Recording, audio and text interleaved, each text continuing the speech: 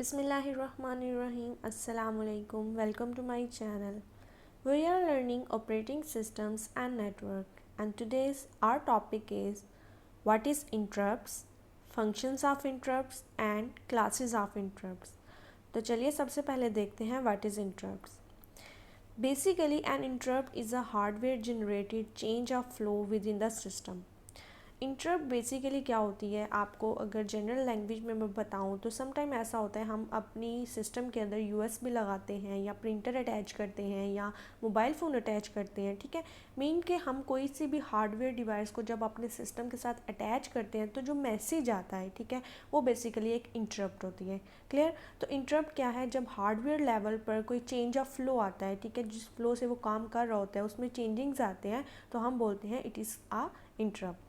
N interrupt handler deals with the cause of interrupt, कि जब interrupt आती है, ठीक है, आपके सिस्टम के अंदर आपने यूएसबी लगाई है, ठीक है, उससे एक इंटरप्ट जनरेट हो गई, ठीक है, उस इंटरप्ट को डील कौन कर रहा होता है, उस इंटरप्ट को बेसिकली इंटरप्ट हैंडलर जो सिस्टम में होता है वो उसको डील कर रहा होता है। The control is then return to the interrupted content and instruction, ठीक है। जब इंटरप्ट आती है उसको इंटरप्ट हैंडलर उसको एक्सेस करता है, उसको डील करता है एंड देन उसका दोबारा से कंट्रोल जिस जगह से इंटरप्ट आई होती है, जिस जगह से आपका काम रुक जाता है वहाँ पर दोबारा उसको ले जाता है। Clear. Each computer architecture has its own interrupts mechanism but they all have several functions in common, ठीक है।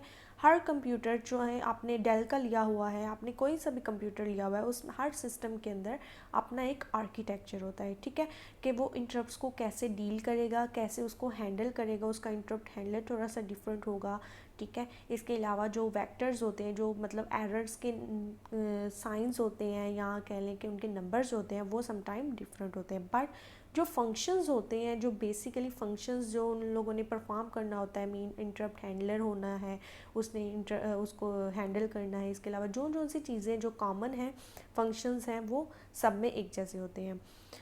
A trap is a software generated interrupts that is either caused by an error or by a user request for an ID, ठीक है। IO mean input output, ठीक है। Interrupt और trap दोनों में थोड़ा सा डिफरेंस है, ठीक है।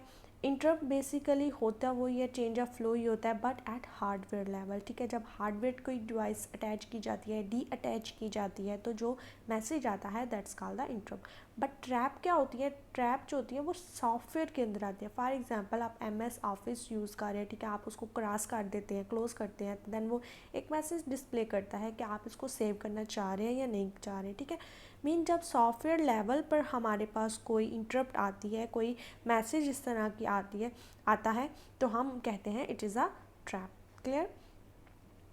फंक्शंस ऑफ इंटरप्ट्स अगर देखे जाएँ, व्हेन एन इंटरप्ट्स अगर, कि जब फंक्शन बेसिकली क्या है कि इंटरप्ट आ गई तो अब उसने क्या काम करना है, ठीक है।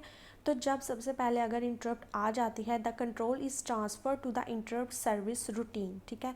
तो जो कंट्रोल होता है सिस्टम उसको ट्रांसफ़र करवा देता है इंटरप्ट सर्विस रूटीन के पास and then access through an interrupt vector, ठीक है। इंटरप्ट सर्विस रूटीन के पास उसको भिजवा देता है और वहाँ से वेक्टर जो है वो उसको एक्सेस कर लेता है।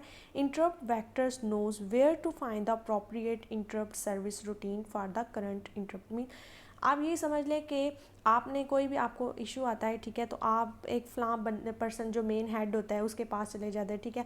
आगे से वो देख रहा होता है कि हम ये जो प्रॉब्लम आ रही है इसका सलूशन किस बेस्ट वे में या कौन जो है वो इस प्रॉब्लम को सॉल्व कर देता है, ठीक है। इसी तरह जो है वो ये इस तरह जो है इस सिस्टम में भी ये काम हो रहा होता है कि इंटरप्ट जैसे ही आती है तो उसका कंट्रोल जो है वो इंटरप्ट सर्विस रूटीन के पास चला जाता है और वहाँ से क्या करता है, इंटरप्ट वेक्टर बेसिकली वो पर्सन होता है, ठीक है, वो एक्सेस करता है, देखता है कौन सा अप्रोप्रिएट वे है जिसके थ्रू मैं इस इंटरप्ट को हैंडल कर लूँ, ठीक है। और फिर बता रहा होता है कि सर्विस रूटीन मीन बेसिकली जैसे आप लोग नेट पे चेक करते हैं तो 404 का एरर आ जाता है, डेटा नॉट फाउंड, लाइक इस तरह का। फिर वहाँ से वो देख रहा होता है कि किस डिवाइस से आया है इंटरप्ट, किस वजह से आई है और इसको हैंडल कैसे करना है, उसके थ्रू जो है वो उसको कोड असाइन करता है, देन आपकी इंटरप्ट जो है वो हैंडल हो जाती है। The interrupt architecture must save the address of the instruction that has been interrupted, ठीक है।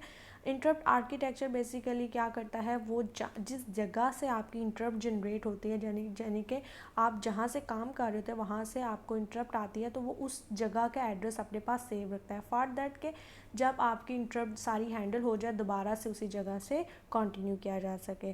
The interrupt architecture must save the address of the instruction. तो incoming interrupt must disable if there is an interrupt currently being process. अगर फिलहाल कोई interrupt generate हुई है, हम उसको हैंडल कर रहे हैं, तो उसके बाद जितनी भी इंटरप्ट्स आ रही हैं वो सारी डिसेबल होंगी, हम उनको भी handle at a same time हम उनको हैंडल नहीं कर सकते।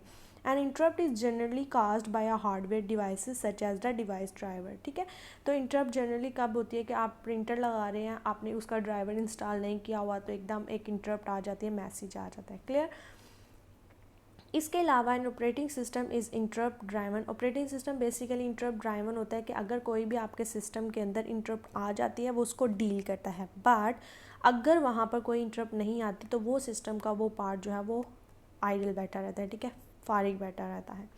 Operating system preserve the state of CPU bye storing content of the register and program counter. ठीक है, जो प्रीवियस स्लाइड में बात की थी कि जिस जगह से इंटरप्ट जनरेट होती है वहाँ से उसका एड्रेस स्टोर कर लिया जाता है। ठीक है, तो एड्रेस के साथ साथ ऑपरेटिंग सिस्टम क्या करता है, उसका डाटा, उसके रजिस्टर में जितना भी डाटा स्टोर हुआ है वहाँ वो सारा कुछ जो है वो प्रोग्राम काउंटर के अंदर स्टोर कर लिया जाता है। Clear. Operating system must provide a segment of code that specify which action is to be taken in event of the interrupt. ठीक है, इसके अलावा ऑपरेटिंग सिस्टम क्या करता है, एक सेगमेंट ऑफ कोड भी प्रोवाइड कर रहा है कि अगर आपको कोई भी इंटरप्ट आ रही है तो उसके अगेंस्ट आपने कौन सा एक्शन जो है वो परफॉर्म करना है। Clear. Operating system must determine which type of interrupt has occurred.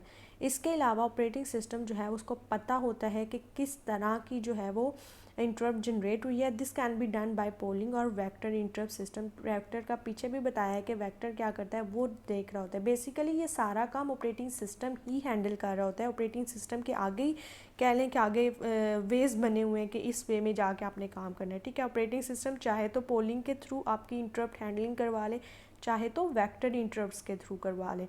ठीक है, तो वेक्टर इंटरप्ट और पोलिंग का थोड़ा सा डिफरेंस देख लेते हैं। Basically polling is a systematic checking of each device to see which device generate interrupt. Clear, कि जब आपके पास इंटरप्ट आती है तो ऑपरेटिंग सिस्टम अगर पोलिंग का सेटअप यूज़ कर रहा है, ठीक है, वो एक ऐसा सिस्टम है कि इसमें हर डिवाइस जो भी कंप्यूटर के साथ अटैच होगी उस सारी डिवाइसेस को चेक किया जाता है कि आइदर कहाँ से हमारे पास इंटरप्ट जनरेट हुई है। ठीक है, जबकि अगर वेक्टर सिस्टम में बात किया जाए तो उसमें क्या होता है, वो पर्सन खुद से देख लेता है कि वेक्टर क्या होता है, वो बेसिकली वो हर डिवाइस को नहीं चेक करता, मैं बार बार उनके पास जाके नहीं चेक कर रहा होता। ठीक है, हर एक सिग्नल्स बेस चेक नहीं किया जा रहा होता, बल्कि उसको पता चल जाता है, वो खुद से आइडेंटिफाई कर लेता है कि कौन सी डिवाइस में इंटरप्ट आई है, कौन सी डिवाइस है और किस तरह की इंटरप्ट आई, आइदर वो इनपुट आउटपुट के लिए आई है या डिवाइस ड्राइवर या जिस तरह की भी है। क्लियर।